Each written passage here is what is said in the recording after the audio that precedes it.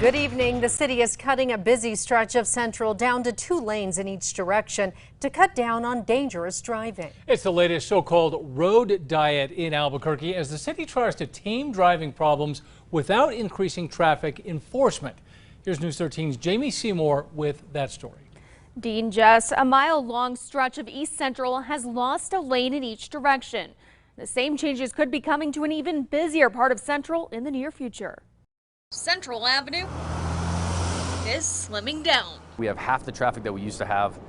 We don't need 3 lanes anymore. The 1-mile stretch of East Central between Wandabo and Tramway is getting on a so-called road diet, being reduced from 3 lanes to 2 on each side. All in an effort to naturally slow drivers down and boost safety. That is going to create a buffer for pedestrians and walkers. It's going to help the bicyclists feel a little more comfortable. The city has already restriped the stretch, transforming the far right lanes. At intersections, they're now right turn only lanes, and along the rest of the road, diagonal stripes are painted so drivers know not to use it. A few years ago, the city made similar changes to Zuni near Washington and Central, narrowing it from 2 lanes to 1. Zuni is a good example. There's still work to be done, but before we started, it was the most dangerous urban street stretch in the state of New Mexico, according to the state.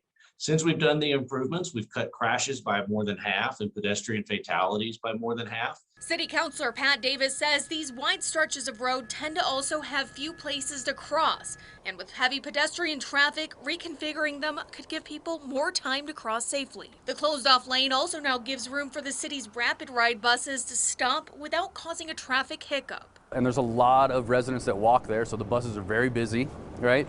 And then you get cars stuck behind buses and they get frustrated and they pull out in front of other vehicles. While there's no timeline yet, the city says they're looking at extending this road diet along Central further west to Louisiana in the future.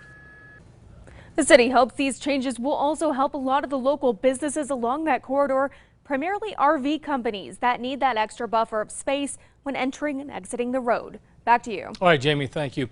The rehabilitation and restriping cost just under $900,000, which the city says they had already planned to spend on that section of road.